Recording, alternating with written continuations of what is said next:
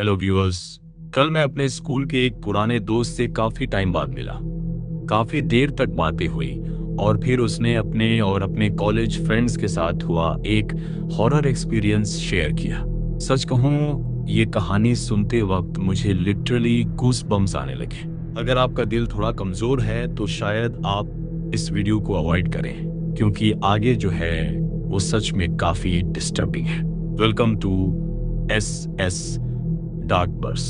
यहाँ मैं आपको रियल क्राइम और हॉरर स्टोरीज सिंपल और क्लियर तरीके से एक्सप्लेन करता हूँ। अगर आपको ऐसा कंटेंट पसंद है तो चैनल को सब्सक्राइब जरूर करें और बेल नोटिफिकेशन ऑन कर लें। तो बिना किसी देरी के कहानी शुरू करते हैं। ये कहानी है 4 दोस्तों की। मेरा दोस्त जाशुआ और उसके 3 कॉलेज फ्रेंड्स जतिन, अमन और शुभम। जतिन, अमन और जोशुआ तीनों वेल रेप्यूटेड कंपनीज में प्राइवेट जॉब कर रहे थे। तीनों इंजीनियर थे। वहीं शुभम इंजीनियरिंग के बाद से सरकारी एग्जाम्स की तैयारी कर रहा था। 2 साल से वो लगातार मेहनत कर रहा था। उसका सपना था SSC-CGL क्लियर करके ऑफिसर बनना। जनवरी 2025 में उसका एग्जाम था। दूसरी तरफ बाकी 3 दोस्तों का गोवा जाने का प्लान बन रहा था, लेकिन वो चाहते थे कि शुभम भी उनके साथ आए। इसलिए उन्होंने डिसाइड किया कि पहले शुभम का एग्जाम हो जाए, फिर सब साथ में ट्रिप पर जाएंगे। शुभम का एग्जाम 18 तारीख को था। इन लोगों ने 20 तारीख की ट्रेन दिल्ली से बुक कर ली। 18 को एग्जाम खत्म हुआ। शुभम के हिसाब से एग्जाम ठीक गया था, लेकिन उसने इस बार मन बना लिया था कि अगर सिलेक्शन नहीं हुआ तो वो आगे तैयारी नहीं करेगा। 2 साल वो ऑलरेडी दे चुका था। ये उसके लिए डू और डाई सिचुएशन थी। 20 तारीख को ये चारों ट्रेन में बैठे और अगले दिन गोवा पहुंच गए। सब बहुत एक्साइटेड थे। काफी टाइम बाद सब एक साथ ट्रिप पर आए थे। ट्रेन में ही इन्होंने डिसाइड किया कि ये लोग साउथ गोवा जाएंगे, क्योंकि वहां भीड़ कम होती है, बीचेस ज्यादा क्लीन और सुंदर होते हैं। इंटरनेट पर इन्हें एक न्यूली लिस्टेड एयरबीएनबी मिला। घर बड़ा था, पुराने स्टाइल में बना हुआ और 4 रूम्स थे। इन्होंने तुरंत बुक कर लिया। स्टेशन से ही इन्होंने 2 स्कूटी रेंट पर ली और सीधा अपने एयरबीएनबी पहुंच गए। शाम हो चुकी थी। वहां पहुंचकर इन्होंने नोटिस किया कि जगह काफी सेक्लूडेड थी। आसपास ज्यादा घर नहीं थे और उनके एयरबीएनबी से लगभग 400 मीटर दूर एक कब्रिस्तान था। सब थके हुए थे, इसलिए सीधा जाकर सो गए। अगली सुबह सब फ्रेश और एक्साइटेड थे। पूरा दिन साउथ गोवा एक्सप्लोर किया, बीच पर घूमे, एंजॉय किया। शाम के टाइम जब ये लोग बीच पर थे, तभी शुभम के फोन पर एक नोटिफिकेशन आता है। SSC की आंसर की आ चुकी थी। उसकी हार्ट बीट एकदम तेज हो जाती है। 2 साल की मेहनत का रिजल्ट उसके सामने था। वो आंसर की खोलता है, अपने मार्क्स कैलकुलेट करता है और एकदम चुप हो जाता है, जैसे किसी ने उसे अंदर से खाली कर दिया हो। उसके मार्क्स इतने कम थे कि सिलेक्शन का चांस ही नहीं था। उस पल उसकी सारी खुशी, सारी एक्साइटमेंट खत्म हो गई। वो खुद को कंपेयर करने लगा।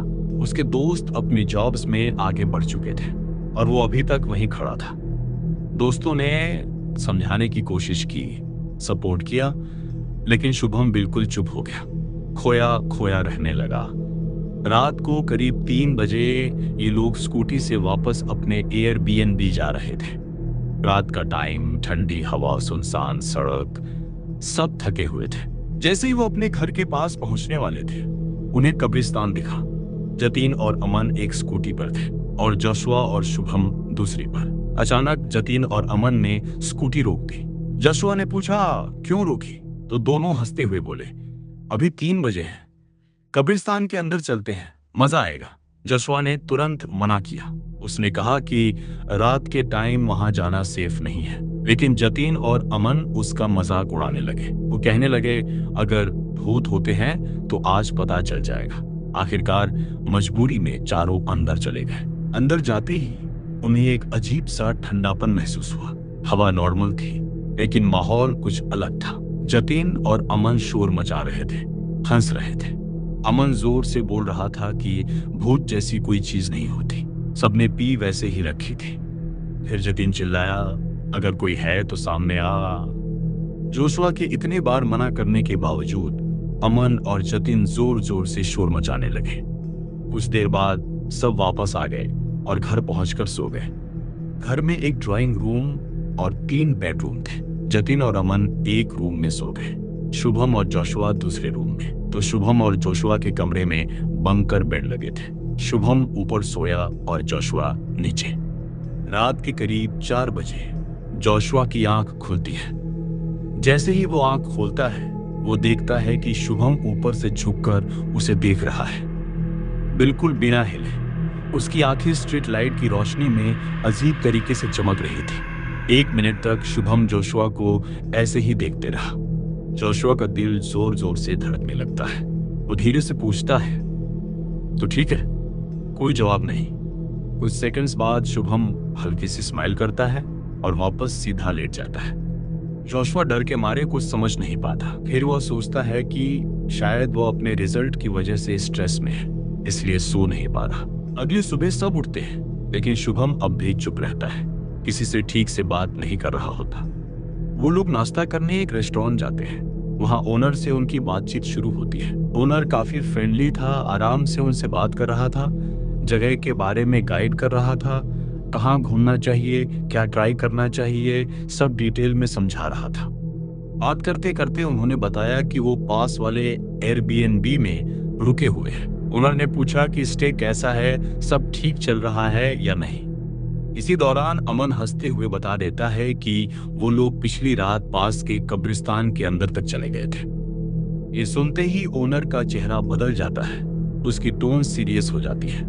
वो कहता है कि ऐसी जगह पर खासकर रात में जाना सही नहीं होता।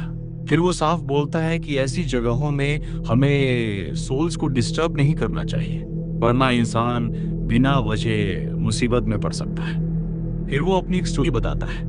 कहता है उसके कुछ रिलेटिव्स भी ऐसे ही मस्ती में रात को वहां गए थे और उसके बाद एक एक करके सब बीमार पड़ने लगे। दवाइयों से भी फर्क नहीं पड़ा। बाद में मंदिर जाकर पूजा करवाई, तब जाकर ठीक हुए। अब जतिन और अमन पहले जितना मजाक नहीं कर रहे होते, लेकिन फिर भी वो बात को पूरी तरह सीरियस नहीं लेते। दिन भर ये लोग घूमते हैं, बीचेस एक्सप्लोर करते हैं, लेकिन शुभम वैसा ही रहता है, चुप और अलग सा। रात को सब वापस आते हैं और इस बार जल्दी सो जाते हैं। रात के करीब 3 बजे जोशुआ उठता है। वो देखता है कि शुभम अपने बेड पर नहीं है। पहले उसे लगता है कि वो वॉशरूम गया होगा, लेकिन चेक करने पर वहां भी नहीं होता। वो तुरंत जतीन और अमन को जगाता है। तीनों घर के अंदर और बाहर ढूंढते हैं, लेकिन शुभम कहीं नहीं मिलता। तभी अमन की नजर पड़ती है। शुभम अकेला कब्रिस्तान की तरफ चलता हुआ दिखता है। तीनों बिना देर किए स्कूटी लेकर उसके पीछे जाते हैं। शुभम कब्रिस्तान के अंदर जा चुका होता है। जब तीनों अंदर पहुंचते हैं, वो एक जगह खड़ा होता है और कुछ बड़बड़ाने लगता है। उसकी आवाज साफ नहीं आती।